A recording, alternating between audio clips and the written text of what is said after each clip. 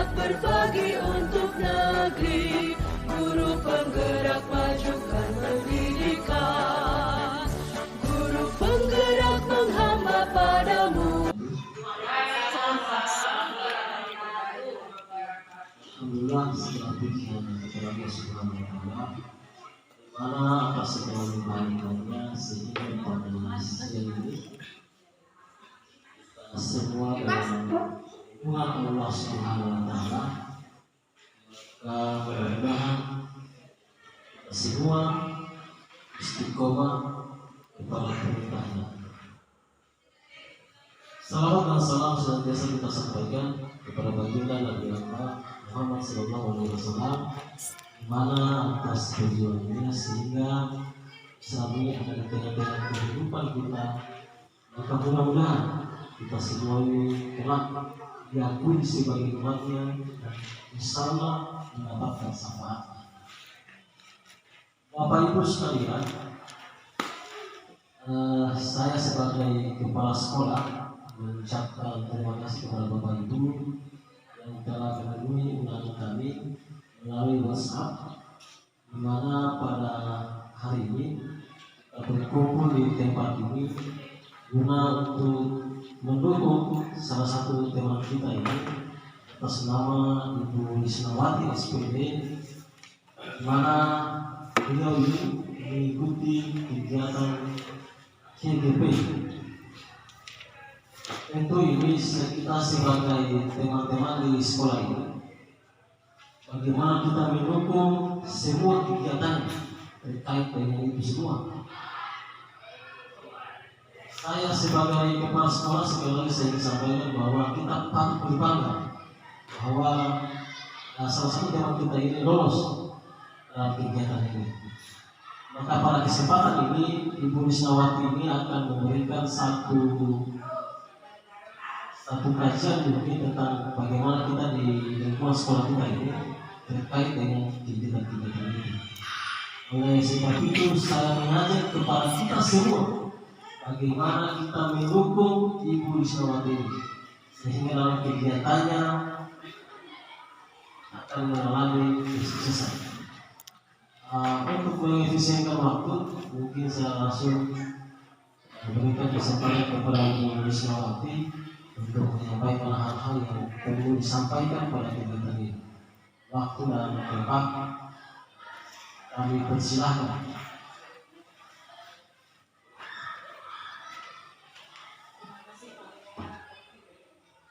Assalamualaikum warahmatullahi wabarakatuh.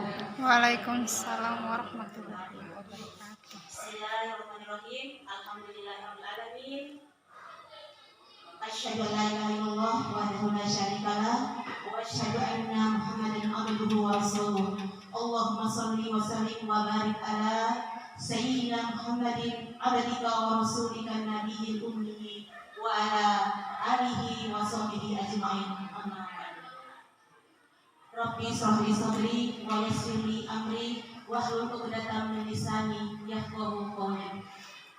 Yang terhormat Bapak Kepala PTD SMP Negeri 1 Bangka, dan yang saya hormati Bapak Ibu guru hebat SMP Negeri 1 Bangka. Salam dan bahagia Bapak Ibu guru. Jadi langsung saja untuk mempersingkat waktu. Di sini saya berdiri di depan ini bukan berarti saya merasa lebih hebat dari Bapak Ibu. Saya berdiri di sini karena tuntutan menjadi calon guru penggerak untuk mengimplementasikan apa yang telah saya pelajari di program guru penggerak ini. Jadi terima kasih kepada Bapak Kepala Sekolah yang telah memberikan dukungan kepada saya. Tak lupa kepada Bapak Ibu guru yang telah memberikan dukungan pula sampai pada detik ini, dan kehadirannya dalam gedung ini untuk bersama-sama saya membagi atau berbagi tentang apa yang saya peroleh dalam guru penggerak ini, tentang budaya positif dan penerapannya dalam lingkungan sekolah kita, di kelas, di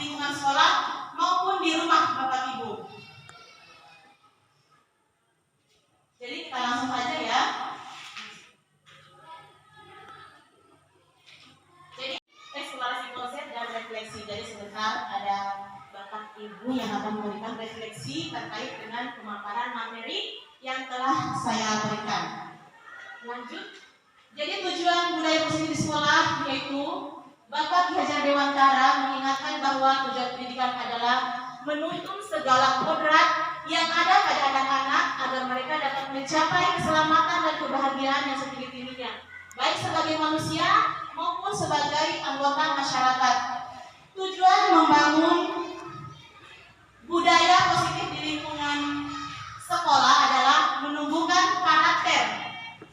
Adapun karakter yang diharapkan menjadi manusia dan anggota masyarakat untuk mencapai keselamatan dan kebahagiaan seperti tujuan pendidikan nasional kita adalah seperti yang tercantum dalam profil pelajar Pancasila, yakni beriman dan bertakwa kepada Tuhan Yang Maha Esa, mandiri, kreatif, gotong royong, berkebinekaan global, bernalar kritis. Jadi yang menjadi pedoman kita dalam prinsip KHD itu adalah profil pelajar Pancasila, ya. Jadi profil pelajar Pancasila yang sudah saya sebutkan tadi, saya ulangi sekali lagi, yaitu beriman dan bertakwa kepada Tuhan Yang Maha Esa dan berakhlak mulia. Itu tujuan kita. Kemudian kreatif, gotong royong, berkebinekaan global, bernalar kritis dan mandiri. Jadi yang kita lakukan di sekolah, di kelas, sekolah, ataupun di rumah itu mungkin kita sudah lakukan, hanya kita belum tahu apa bagian-bagian dari profil pelajar Pancasila ini.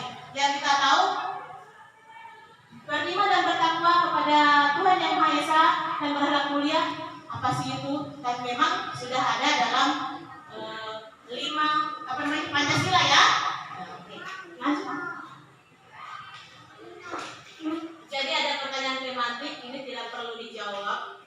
Maksudnya mungkin kita hanya bisa menentukan dari dalam diri kita sendiri setuju atau tidak setuju seperti ini. Hukuman dapat mendisiplinkan anak, setuju atau tidak, Bapak Ibu? Hukuman dapat mendisiplinkan anak. Kemudian yang kedua, pemberian hukuman dengan hal positif seperti membaca atau membersihkan halaman sekolah dapat meningkatkan disiplin anak. Bisa setuju, bisa tidak. Kemudian yang ketiga, memberi penghargaan dapat meningkatkan motivasi belajar anak. Jadi di sini bisa dikatakan setuju atau tidak setuju, itu tidak salah. Ya, karena kita di sini kita belum memahami bagaimana itu hukuman, bagaimana itu konsekuensi, bagaimana itu penerapan segitiga restitusi yang sudah kita pelajari di program guru penggerak. Dan saya mau cerita sedikit, dalam program guru penggerak ini kita sudah melalui modul 1. Modul 1 ini ada 4 modul bagian yang kita pelajari, yaitu prinsip Ki Hajar Dewantara, kemudian nilai dan peran guru penggerak, dan yang keempat adalah yang sekarang yang saya implementasikan adalah nilai budaya positif di sekolah.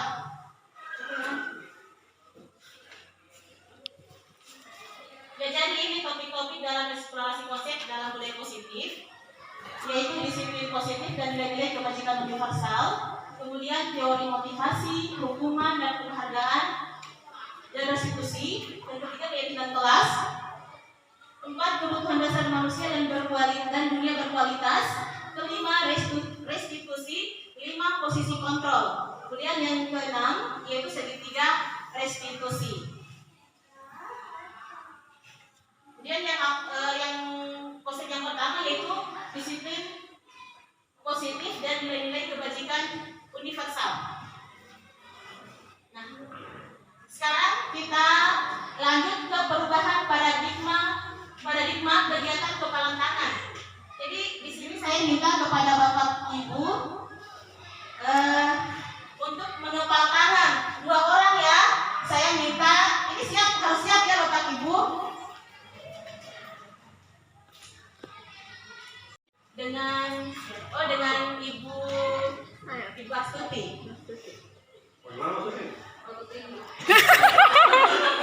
Astagfirullahaladzim. So pegang kamera ngakak. Ada A dan B. Kalau usah dengan Ibu Astuti, sobek kelas dari kertas kecil, tulis benda atau sesuatu yang sangat berharga untuk Anda. Jadi tulis apa itu dalam kertas itu, isinya. Kemudian letakkan di salah satu tangan Anda dan genggam benda itu sesuatu tersebut dengan segala daya. Berarti istilahnya kekuatan ya? Ya. Buatlah sebuah kepalan. Jadi teman Anda B akan mencoba dengan sekuat tenaga dengan berbagai cara untuk meminta agar memberikan benda tersebut. D bisa membujuk, mengancam, merayu, menarik, menyuap, apa saja agar dapat membuka kepalan tangan. Namun kepalan tangan itu terserah Bapak Ibu, bisa dibuka atau tidak dibuka itu tergantung dari Bapak Ibu. Siapa yang mau kepala? Siapa yang mau kepal kira-kira yang bisa merayu? Pak Usus saja yang kepal. Oh, saya kepala. Iya, nanti Ibu Astuti yang merayu. Asik. Mau mengancam, mau merayu, jadi boleh saja. Tulis saja apa yang rahasia yang mungkin bisa Bapak berikan atau yang tidak bisa Bapak berikan kepada orang lain. Berarti kalau kau sudah tidak lokasi dia mesti melalui bagaimana? Iya, tidak apa-apa. Namanya kontrol ya, bisa gitu namanya. Apa yang sesuatu itu bisa dikasih atau tidak? Oke. Misalnya. Strateginya Ibu Astuti Bagaimana caranya supaya Pak Usus bisa buka atau tidak buka, pokoknya kalaupun tidak bisa ya mau apa? Itu tergantung dari Pak Usus, begitu ya? Oke, silakan Pak. 5 menit. Di depan? Di sini saja, di sini saja. Jadi kalau saya ya, bagaimana? Kalau saya suka kasih tulis apa yang Iya, terserah Bapak itu mau kasih dengan tidak. Mesti itu rahasia, mesti gimana caranya supaya bisa dirayu. Dirayu ini dikasih atau tidak? Dengan rayuan apapun, biasanya kalau rahasia kita kan tidak akan pernah bisa kasih ya. Oh, iya. Nah, jadi tergantung Bapak yang ada dalam diri Bapak itu mau kasih atau tidak.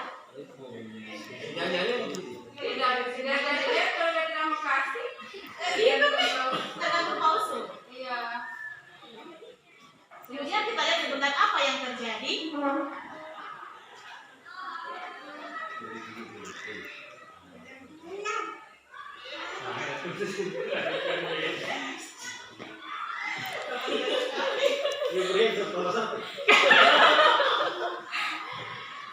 Aduh.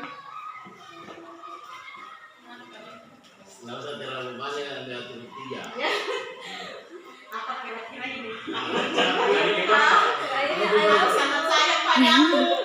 Apa kira-kira apakah cincin emas yang ada dalam? Bukan itu kepala saya tadi mau yang. Iya, dulu Bapak. Iya. Saya juga mau tulis yang tapi nggak usah. Ya, silakan Pak. Oke, dimulai cara. Dari semua pakai ini. Di kepala Pak. Di kepala sekuat tenaga. Bagaimana caranya? Apakah bisa kita dirayu? Bisakah dengan rayuan? Apakah kita bisa berikan itu? Gimana kalau itu lah?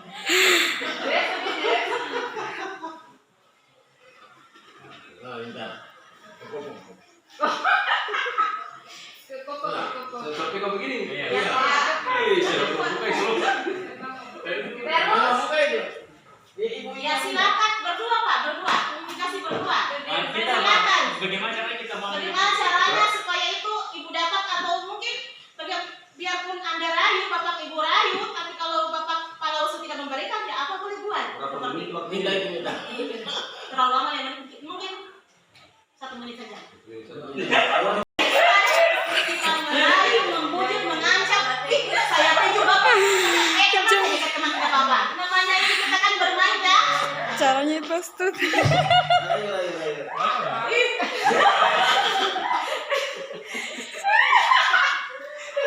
Ibu kami minta dia tertawa ini. Iya. Coba Ibu Astuti minta nih. Iya. Minta apa yang dia. Berarti bisa satu ceritanya kalau saya minta. Iya. Iya kalau lihat Tapi kasih, sih kalau kita lihat kasih. Kita pun pada. Memurah. Ada perlu Pak. Bisakah saya lihat itu yang ada di tangannya? Nah, mana sih? Pak, Mau ke mana? ini yang ada di dalam. Itu kelihatan Pak. Oh itu, tapi tidak boleh diambil. Kenapa Pak? Rahasia dong. Ih kasihan Pak. Ya. Ini Pak. Boleh dilihat tapi tidak diambil. Apa sanksinya kalau diambil? Tidak ada sanksi, semua sekarang. Bisa baca saja Pak. Bacalah hati saya. Nah, sudah bisa baca hatinya Pak. Kasihan Pak. Ya. Bapak ini Mungkin bisa kalau tanpa rayuan mungkin tidak bisa Bapak. Ancam. Hardikan, ancaman. Ya silakan. Bilang ya kalau tidak kasih kita putus dulu. Misalnya kayak orang pacar. Iya, tidak masalah. Begitu memang Kalau saya dapat sendiri tapi belum diambil. Belum masalah. Apa itu? Sudah masuk di kepala saya. Nanti saya ajak sebentar malam Pak. Tidak apa ini? Jangan malam terlalu malam-malam. Siang paling sore-sore. Maksa bilang. Supaya tidak ditahu dengan istrinya Bapak. Ayo nih Pak, saya terakhir Pak. Kasihan Pak. Tinggal nyerahin lah. Aduh, bisa gagal tulisan segala bisa diambil dan dilihat tulisnya apa deh. Ini jadi bagaimana nih kasihan Pak? Saya bacakan saja. Ini Tulisannya saya tapi sambil jangan- saya Pak. Diambil ya. Ini saya sambil. boleh diambil karena itu adalah milik saya dan itu merupakan rahasia buat saya. Jadi betul ini Pak tidak dikasih. Iya betul sekali. Bisa kan Anda? Bisa ada ketahuan? bisa. Cukup. Cukup. Bapak Ibu. Ternyata Pak Ibu tidak akan memberikan isi dalam kepala tangan Pak. Berani kecil ini. Ya khawatir jangan sampai dia baca kecewa sendiri. Tulisan saya ini agak ganas ini.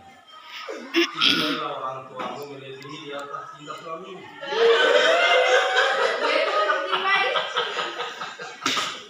Bisa kan? Iya.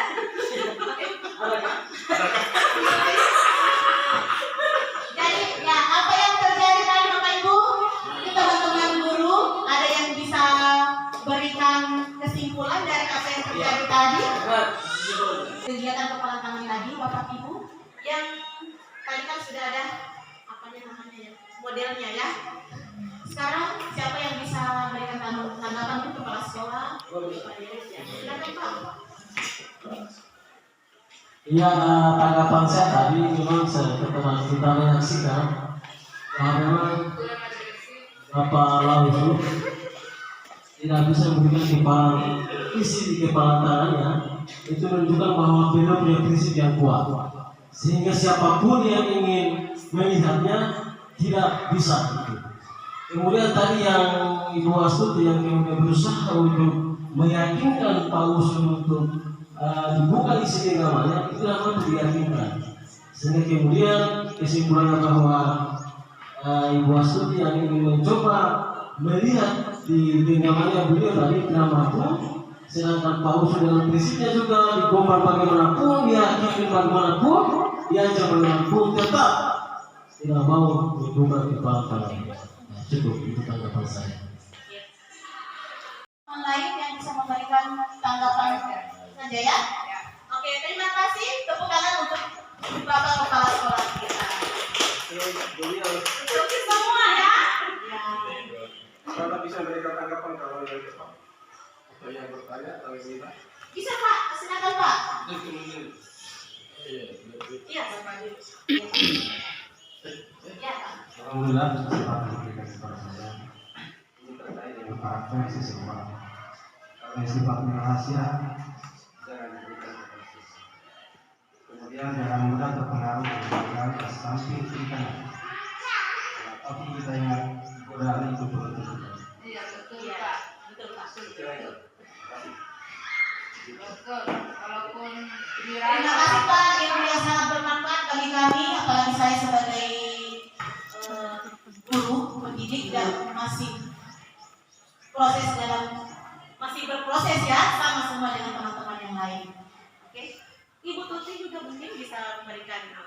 tanggapannya.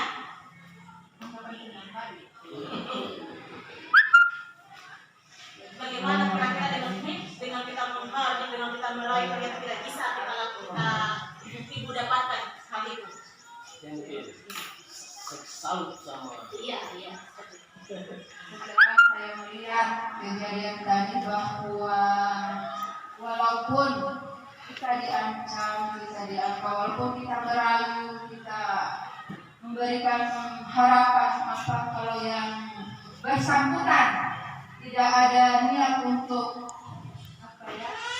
memberikan barang itu atau mengeluarkan kata-kata itu, hal apapun tidak bisa.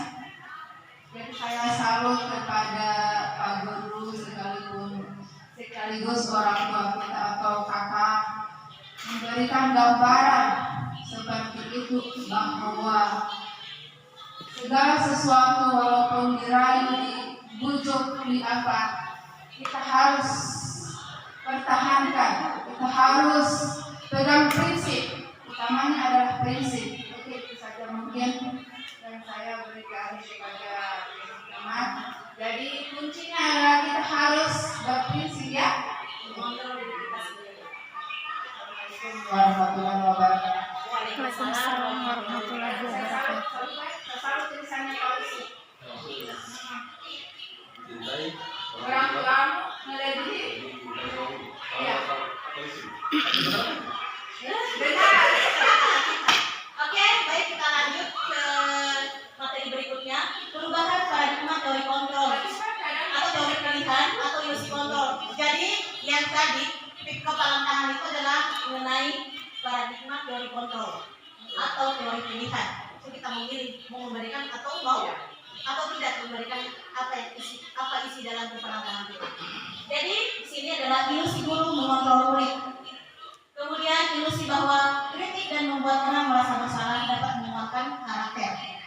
Kemudian ilusi bahwa semua penguatan positif efektif dan bermanfaat. Kemudian ilusi bahwa orang dewasa memiliki hak untuk memaksa. Seperti tadi yang dilakukan dia, kita bisa memaksa, tapi kontrol itu tergantung diri kita sendiri. Seperti yang Bapak Klausu lakukan tadi. Nah, perubahan paradigma stimulus respon, teori kontrol atau teori pilihan.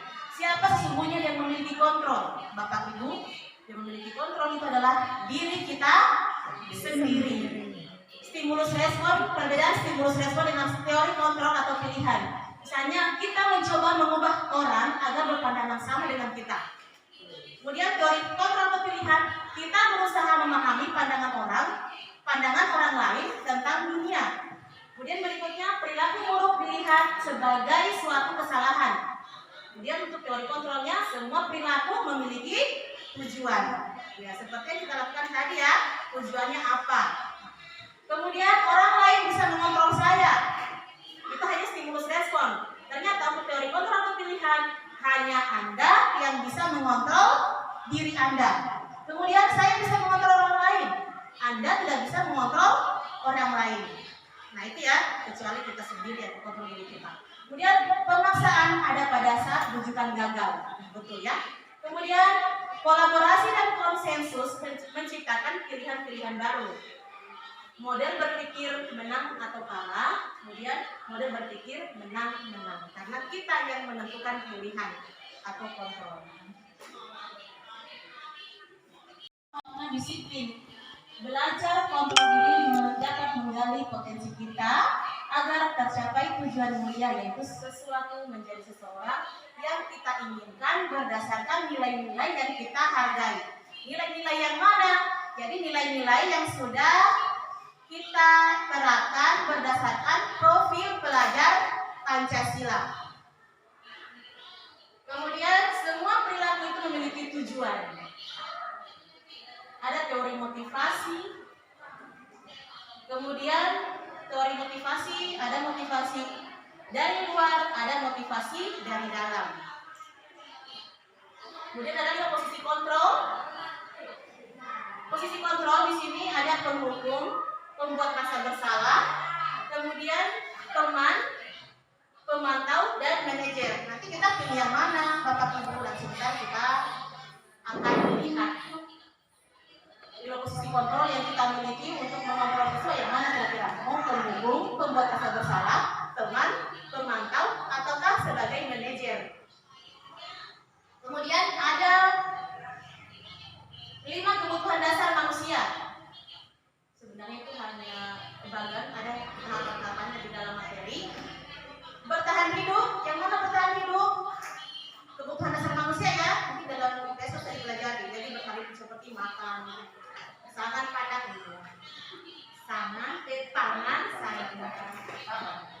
Kemudian bertahan hidup, penguasaan, kasih sayang dan rasa diterima, kesenangan, kebebasan. Jadi 5 kebutuhan dasar ini semua kita ingin miliki. Karena tanpa 5 kebutuhan dasar itu kita tidak akan bisa hidup. Lanjut nanti. Nah, apakah makna disiplin? Jadi berasal dari bahasa Latin disiplin yang artinya belajar. Makna asal dari kata ini berkonotasi dengan disiplin diri dari murid-murid Socrates dan Plato. Disiplin diri membuat orang menggali potensinya menuju sebuah tujuan apa yang dia hargai. Namun dalam budaya kita, makna kata disiplin telah berubah menjadi sesuatu yang dilakukan seseorang pada orang lain untuk mendapatkan kepatuhan. Kecenderungan umum adalah menghubungkan kata disiplin dengan ketidaknyamanan, bukan dengan apa yang kita hargai atau pencapaian suatu tujuan mulia. Jadi nilai-nilai kebajikan universal yang sudah kita miliki, yang kita tanamkan dalam diri kita, dalam keluarga kita, di kelas maupun di sekolah, itu adalah nilai-nilai kebajikan yang kita kenal dengan profil pelajar Pancasila. Beriman dan bertakwa kepada Tuhan Yang Maha Esa, berakhlak mulia, mandiri, bernalar kritis, berkebinekaan global, bergotong royong, dan kreatif. Kemudian ada nilai-nilai yang lain yang kita tidak bisa tampilkan di sini, tapi banyak nilai-nilai yang kita yakini: saling menyayangi, saling menghormati, peduli sesama, dan masih banyak yang lain. Kemudian kita lanjut pada eksplorasi konsep pembelajaran 2.2, teori motivasi, hukuman dan penghargaan dan restitusi. Bisa dilihat teori motivasi perilaku manusia ada 3 ya, motivasi eksternal, ada 2, motivasi eksternal dan motivasi internal. Motivasi internal ini tujuan diperolehnya disiplin positif. Untuk motivasi eksternal, yang pertama itu untuk menghindari ketidaknyamanan atau hubungan apa yang akan terjadi apabila saya tidak melakukannya. Misalnya siswa kita mendapat motivasi eksternal dari guru. Jadi kira-kira apa yang akan terjadi apabila tidak melakukannya? Misalnya tidak memberikan penghargaan, kira-kira siswa itu termotivasi atau tidak? Jadi itu motivasi siswa bisa muncul dari dalam diri dan dari luar, atau bisa dikenal dengan eksternal. Kemudian yang kedua, untuk mendapatkan imbalan dari orang lain atau institusi, apa yang akan saya dapatkan apabila saya melakukannya. Kemudian yang ketiga, ini muncul dari motivasi internal. Berarti motivasi ini muncul dari dalam diri kita sendiri. Misalnya kita untuk menghargai diri sendiri. Jadi kita berbuat baik itu untuk siapa tujuannya? Jadi untuk diri kita sendiri, untuk menghargai diri kita sendiri. Misalnya disiplin di sekolah, kita tidak datang terlambat, kita memberikan apel pagi kepada. Punya motivasi internal itu adalah untuk menghargai diri sendiri. Saya akan menjadi orang yang seperti apa apabila saya melakukannya. Jadi tujuannya itu adalah untuk menghargai diri sendiri. Sama dengan siswa. Kalau misalnya siswa itu pintar, terus kita mau berikan penghargaan, dia tambah senang belajar, dia tambah semangat belajarnya. Tapi kalau misalnya kita tidak berikan penghargaan, hanya sebuah apresiasi, berarti dia pintar itu karena memang motivasi dari diri sendiri.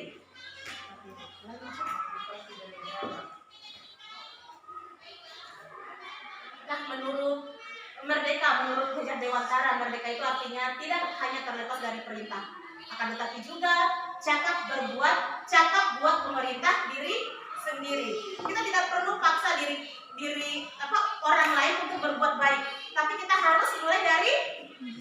positif dulu Bapak Ibu. Ya. Jadi saya di sini bukan untuk menggurui, tapi memang itulah yang kita dapatkan di program guru penggerak, bahwa kita berbuat sesuatu itu memang mulai dari diri kita sendiri, supaya mungkin awal-awal kita bisa berbuat baik, tidak ada yang peduli, tapi insya Allah apapun yang kita lakukan, teman kita atau siswa kita bisa lihat, ini guru begini, mereka akan ikuti asal itu bernilai baik atau positif. Nah, ini dihukum oleh penghargaan, bahwa penghargaan berlaku sama dengan hukuman. Jadi di sini penghargaan itu berlaku sama dengan hukuman, dalam arti meminta atau membujuk seseorang melakukan sesuatu untuk memenuhi suatu tujuan tertentu dari orang yang meminta atau membujuk. Dorongannya eksternal dan akan ada faktor ketergantungan. Jadi penghargaan yang diberikan oleh siswa atau oleh siapapun itu akan menimbulkan suatu ketergantungan. Jadi siswa itu misalnya berharap saya akan belajar terus supaya saya dapat penghargaan. Berarti belajar itu karena suatu penghargaan. Jadi bagaimana caranya supaya kita munculkan dalam diri siswa itu, dalam diri kita sendiri, di keluarga kita, supaya muncul motivasi internal, bukan eksternal. Dorongan eksternal akan ada faktor ketergantungan. Beberapa dampak dari pemberian penghargaan. Nah, ada dampak pemberian penghargaan ya. Di sini ada pengaruh jangka pendek dan jangka panjang. Penghargaan itu menghukum, penghargaan mengurangi ketepatan, penghargaan tidak efektif, dan penghargaan merusak hubungan. Salah satunya misalnya penghargaan merusak hubungan. Yang ini dikasih penghargaan karena pintar.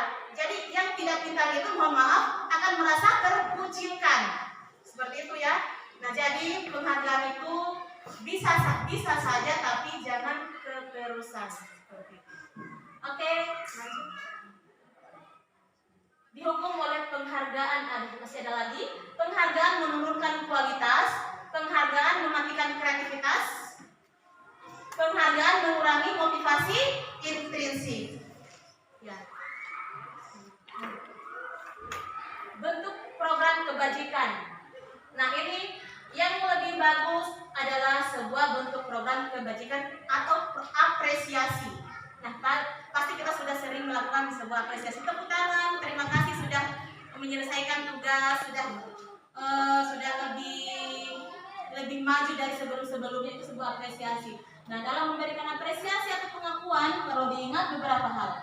Beri pengakuan secara khusus, beri pengakuan secara pribadi, beri pengakuan kepada semua murid atau bergantian, kemudian beri pengakuan secara konsisten, dan berikutnya adalah fokus pada proses.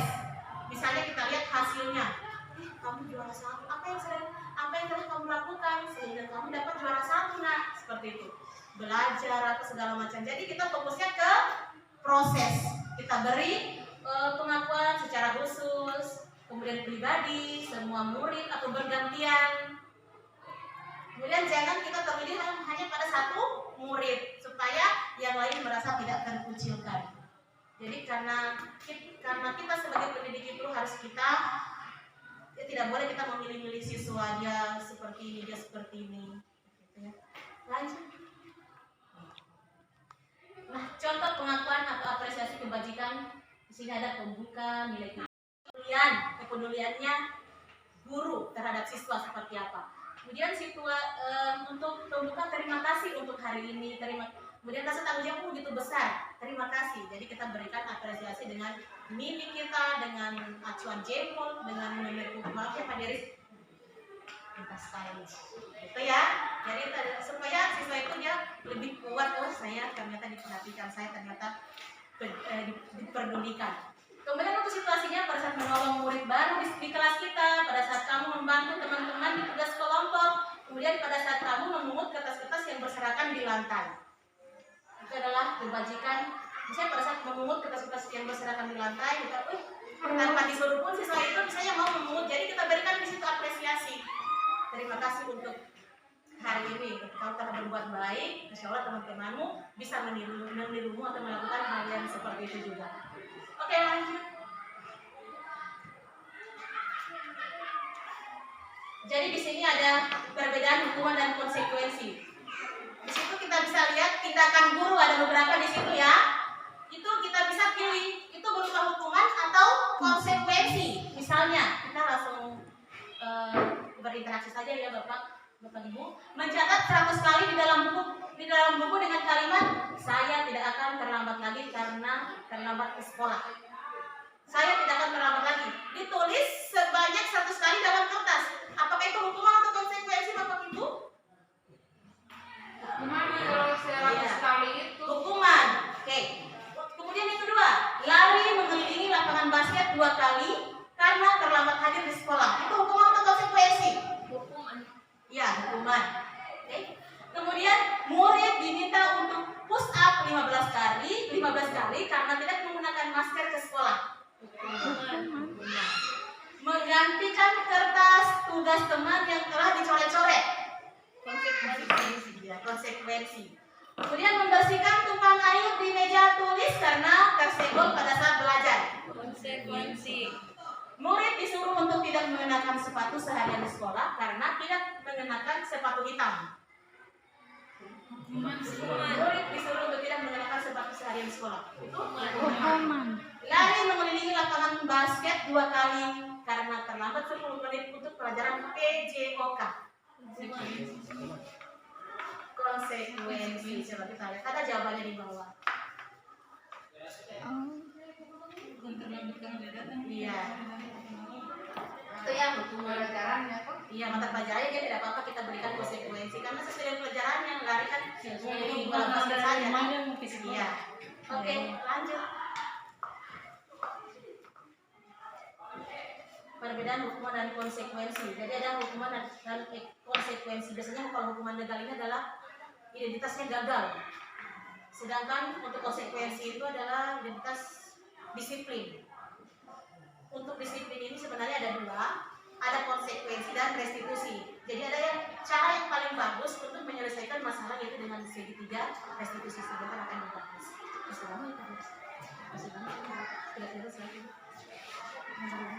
Oke, itu perbedaan. Lagi 11 menit. Lagi 12 menit. 1 jam Pak? Lagi 12 menit saja. Terima kasih Pak. Masih Lagi cepat-cepat. berapa menit kan? Masih cepat-cepat. Nah, sekarang kita restitusi. Segitiga restitusi tadi yang harus paham. Iya. Apa itu restitusi? Jadi restitusi itu adalah proses menciptakan kondisi bagi murid untuk memperbaiki kesalahan mereka, sehingga mereka bisa kembali pada kelompok mereka dengan karakter yang lebih kuat. Restitusi juga merupakan proses kolaboratif yang mengajarkan murid untuk mencari solusi untuk masalah mereka dan membantu murid berpikir tentang orang seperti apa yang mereka ingin menjadi tujuan mulia dan bagaimana mereka harus memperlakukan orang lain.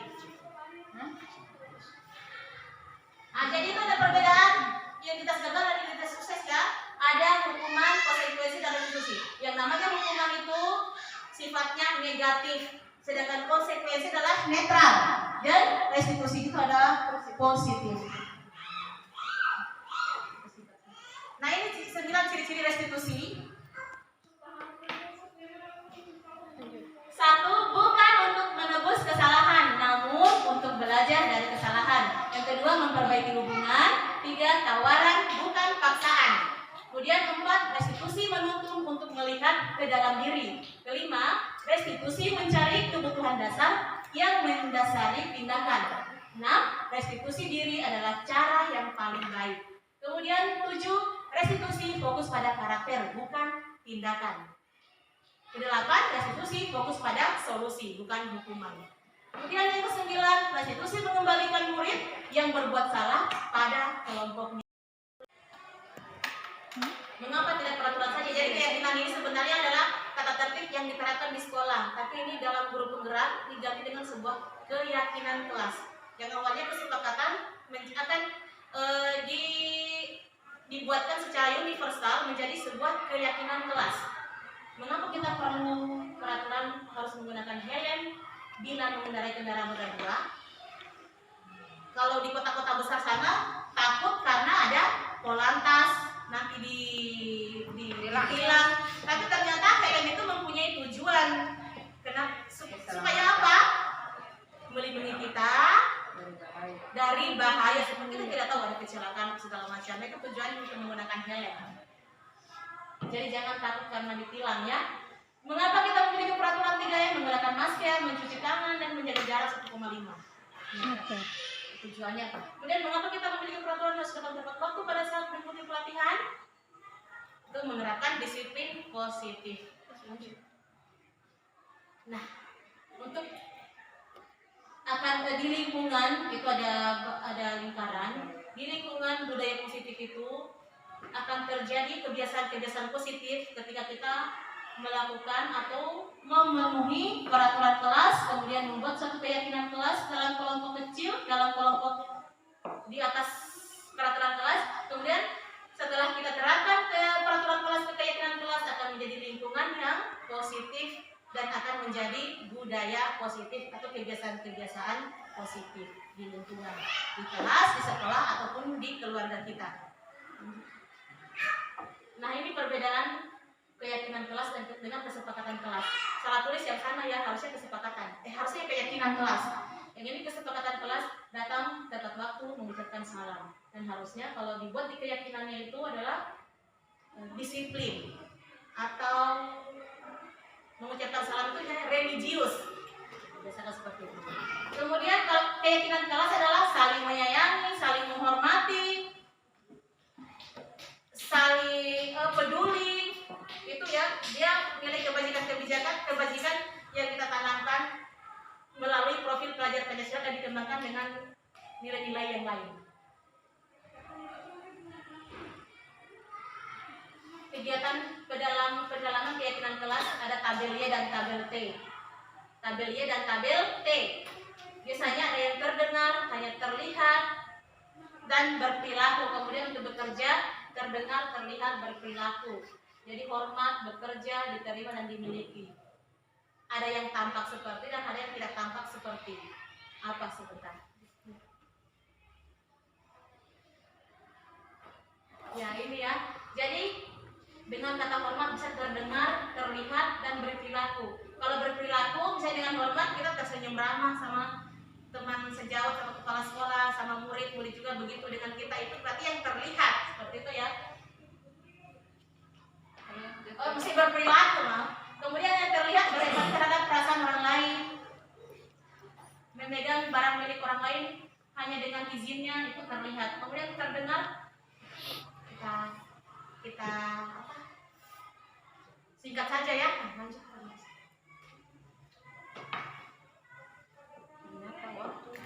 Nah ini ada peraturan, jadi kita buat keyakinan kelas.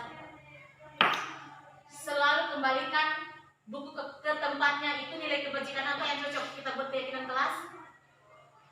Selalu kembalikan buku pada tempatnya. Itu sebuah tanggung jawab. Kemudian dilarang mengganggu orang lain, berarti saling menghargai dan menghormati. Kemudian hadir di sekolah 15 menit sebelum pembelajaran dimulai. Sebuah disiplin. Nah, ada juga jawabannya, manusia dan dunia berkualitas. Nah, ini kebutuhan dasar manusia, singkat saja. Jadi sudah ada di situ simbol-simbolnya. Bertahan hidup. Dengan bertahan hidup itu semua dikelilingi oleh rasa cinta dan kasih sayang, kesenangan, kebebasan, dan penguasaan. Jadi kita tidak bisa hanya bertahan hidup tanpa kesenangan, tanpa kebahagiaan, tanpa rasa kasih sayang. Ya kan Bapak Ibu? Tanpa makan, tanpa jalan-jalan itu. Tidak makan yang lanjut. Sekarang 5 posisi kontrol. Sekarang kita nonton dulu video tadi. 5 posisi kontrol.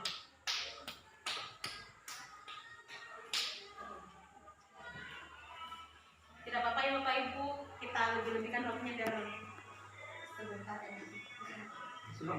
Silakan. Salam bahagia Ibu dan Bapak Guru hebat. Dalam penerapan disiplin positif restitusi, salah satu program yang dikembangkan adalah 5 posisi kontrol. 5 posisi kontrol dalam restitusi adalah proses perjalanan seorang pendidik agar dapat mengenali dirinya. Pada video kali ini, kita akan membahas tentang 5 posisi kontrol yang dikembangkan oleh Diane Dawson dan contoh penerapannya.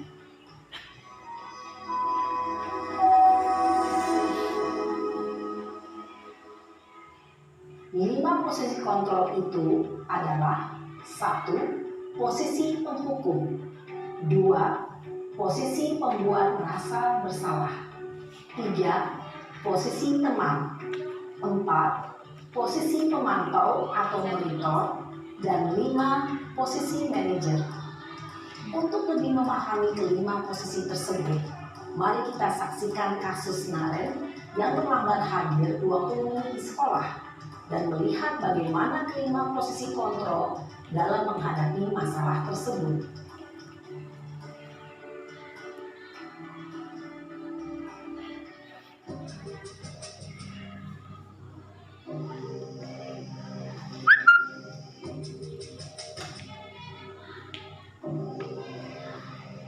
Naren!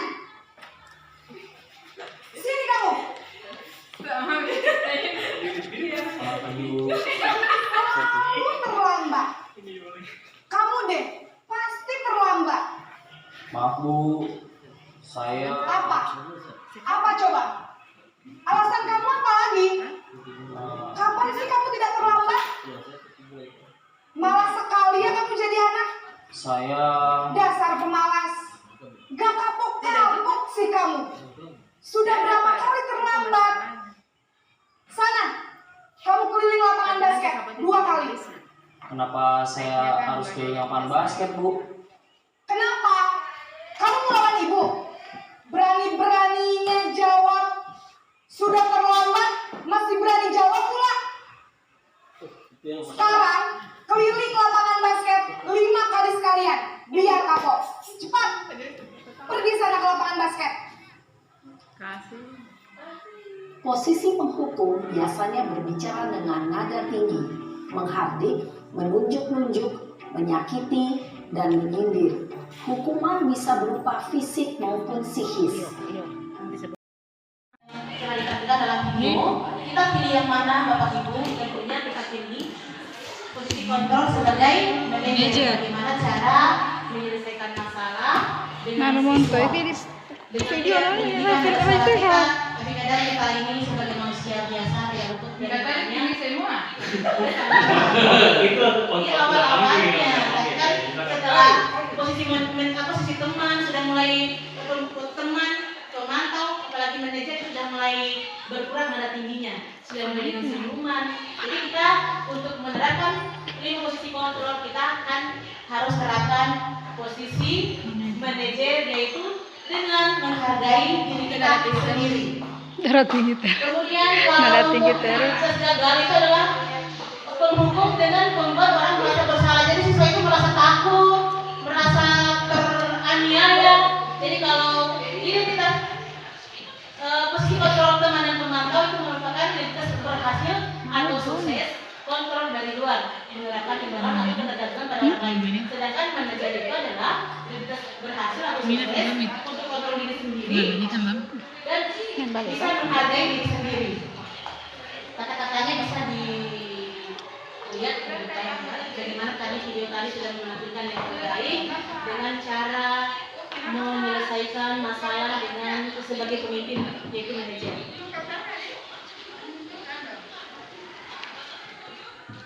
Pernyataan siapa yang mengatakan dia posisi kontrol? Nah, ini ada beberapa di sini. Saya kecewa sekali dengan kamu. Itu adalah posisi yang mana, Bapak Ibu? Penghukum ataukah pembuat rasa bersalah, ataukah teman, ataukah pemantau, ataukah sebagai manajer? Pembuat rasa bersalah. Kemudian kita lihat sebentar aja jawabannya ya. Kemudian kamu tidak pernah benar melakukannya. Kan pasti katanya seperti itu ya. Ya.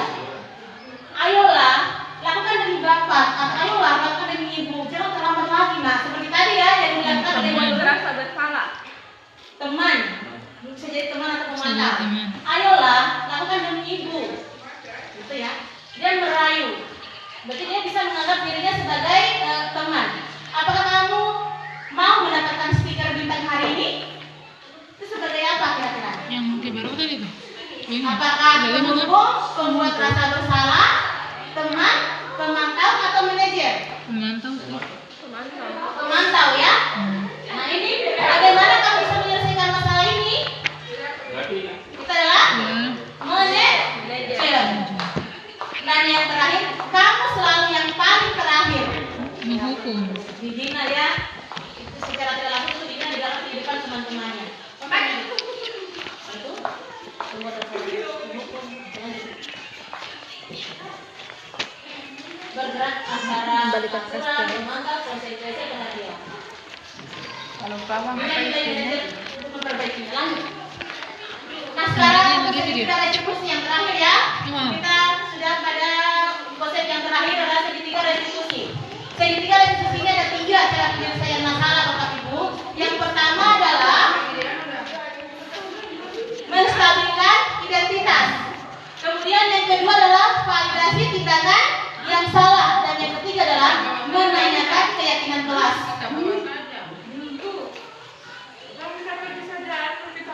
Cara berkata untuk menstabilkan identitas ada banyak cara di sini. Berbuat salah itu hal yang manusiawi. Tidak ada manusia yang sempurna. Bapak Ibu juga pernah buat salah seperti Ana, tapi bagaimana caranya supaya kita bisa menyelesaikan? Makanya pakai segitiga restitusi. Yang pertama adalah menstabilkan identitas. Inilah Bapak Ibu cara kita untuk berkata kepada murid. Kemudian yang kedua, validasi tindakan yang salah atau validasi kebutuhan. Dengan guru berkata, kamu bisa saja akan melakukan hal yang lebih buruk, tapi kamu tidak melakukannya kan? Kemudian atau kamu pasti punya alasan mengapa melakukannya. Misalnya melempar temannya, kenapa? Jadi kita bisa lihat kenapa kamu melempar teman, ada apa sebenarnya. Jadi kita jangan langsung, hai kamu kenapa? Kenapa kamu hantam-hantam itu? Ya gitu ya. Lanjut. Ya refleks Kemudian betul. dalam kelas. Nah, sebelum segitiga restitusi kita lakukan di dalam kelas, kita harus membuat dulu sebuah keyakinan kelas yang tadi sudah saya paparkan, yaitu dengan menggunakan nilai-nilai kebajikan universal berpedoman pada profil pelajar. Apa nilai yang kita percaya di kelas atau sekolah kita? Tentunya bersama siswa kita buat, jangan pribadi kita sendiri. Kita bisa buat, kita ambil 1 jam sebelum pelajaran atau misalnya sebelum masuk semester berjalan, kita bisa membuat kesepakatan kelas. Dan apabila dilanggar, kita katakan awal-awalnya kita panggil, tapi kita bisa buat sebuah konsekuensi agar tidak melakukannya lagi. Kita lanjut. Masih begitu, tapi dilanggar terus. Intervensi bisa membuat murid kembali ke tujuan semula. Nah itu ya, kapan kamu bisa untuk memulai? Apakah kamu ingin berbuat lebih baik? Nah tentunya pertanyaan-pertanyaan, banyak sebenarnya pertanyaan-pertanyaan yang membuat murid itu merasa bersalah, bukan merasa bersalah, merasa yakin dengan dirinya sendiri, lebih percaya diri. Jadi kita kuatkan siswa itu.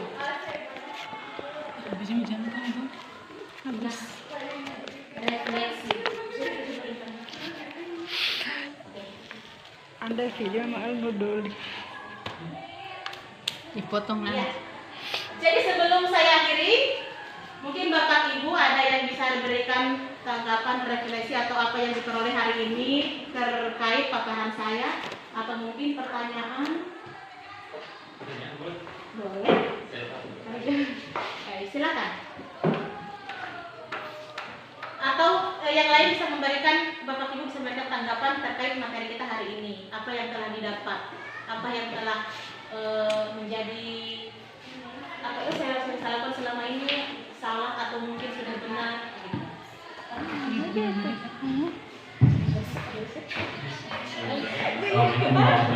Waalaikumsalam warahmatullahi wabarakatuh. Terima kasih atas kesempatannya mendengar materi yang sangat menarik dari Ibu Ismawati SPD terkait posisi remote control bagian ini ya. Saya ingin bertanya, ada tidak efek jerah yang akan dirasakan oleh murid apabila dia melakukan suatu kesalahan, kita menerapkan posisi kontrol ini ya, efek jerah apa yang akan didapatkan? Jadi kan kalau kita menghukum, saya mungkin menghukum atau kadang juga jadi mematok, jadi menghukum dengan tujuan supaya Begitu bisa mengadakan kira-kira di meter ini, tetapi di mana itu jarak keterdekian. Terima kasih Pak Denis atas pertanyaannya, sangat menarik bagi saya. Kita tahu pasti bahwa penghukum, membuat orang merasa bersalah itu tidak akan membuat efek jerah. Bisa saja siswa itu berhenti berbuat, tapi dalam diri siswa akan menimbulkan rasa benci terhadap guru itu. Seperti itu.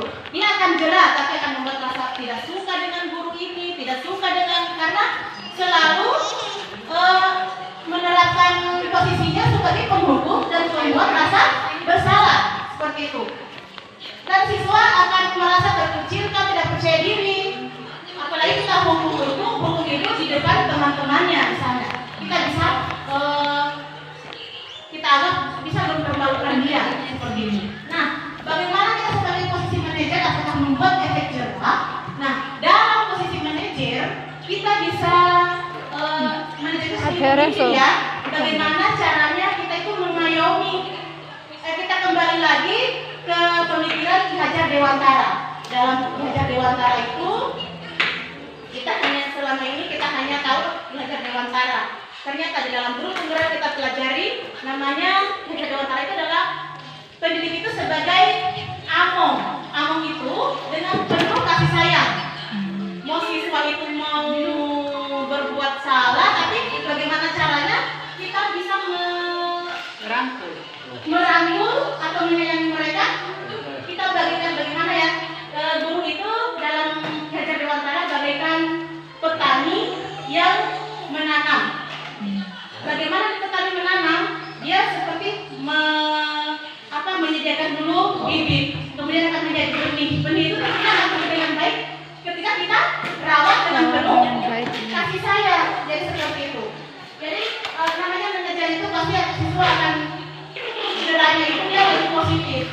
Seperti itu, tidak ada rasa timbul, tidak ada rasa dendam sama gurunya, tidak ada rasa jengkel sama gurunya. Seperti itu Pak. Dikasih ya.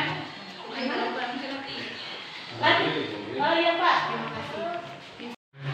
Model pembelajaran tidak ada sisi positif seluruhnya, mungkin kelemahan, tapi siapa kemungkinan besar sisi kelebihan akan lebih banyak ketimbang sisi kelemahannya. Setiap model itu pasti ada plus dan minusnya. Saya kira hanya itu mungkin yang perlu kami sampaikan, yang perlu kami tanggapi. Mudah-mudahan ke depan ibu lebih profesional dan mudah-mudahan mendapat hasil yang maksimal. Terima kasih. Assalamualaikum warahmatullahi wabarakatuh. Waalaikumsalam warahmatullahi wabarakatuh.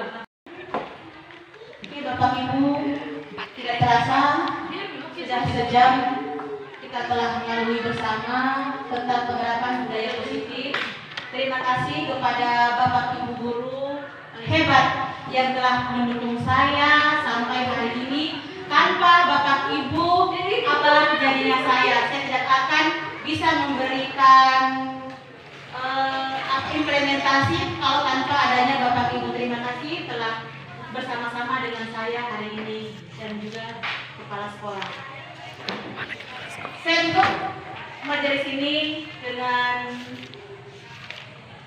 Subhanallah wa bihamdik, asyhadu an la ilaha illa anta, astagfirullah wa atubu ilaik. Wassalamualaikum warahmatullahi wabarakatuh. Waalaikumsalam warahmatullahi wabarakatuh. Tidak foto?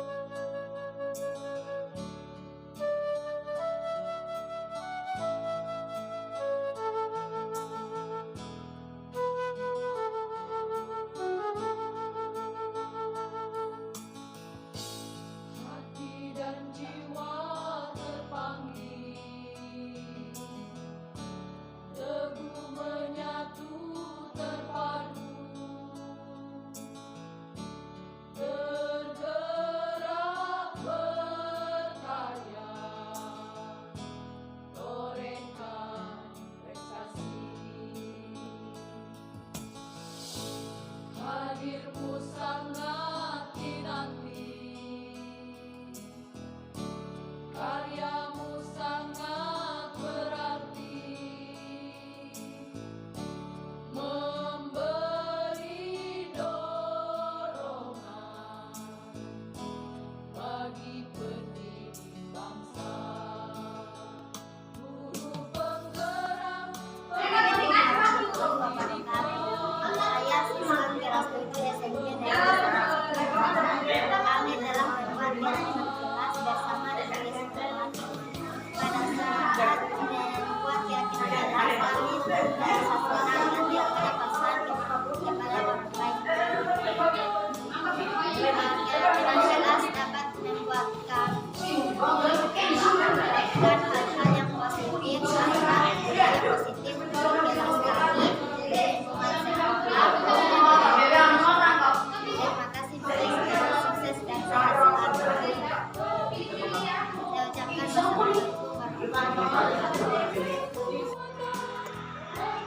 Halo, assalamualaikum warahmatullahi wabarakatuh. Nama saya Hayati Latif. Saya sebagai guru SMP Negeri 1 Kebangka ingin menyampaikan pesan serta kesan saya kepada Ibu Lisna sebagai calon guru penggerak SMP Negeri 1 Kebangka tentang materi dari Ibu Lisna yang berjudul Implementasi Budaya Positif. Ada 5 posisi kontrol guru kepada siswa, yaitu yang pertama penghukum, yang kedua pembuat rasa bersalah, yang ketiga teman, yang keempat pemantau, dan kelima manajer. Setelah saya mengikuti seminar dari Ibu Lisna, yang ternyata yang paling cocok adalah poin kelima, yaitu guru sebagai manajer kepada siswa.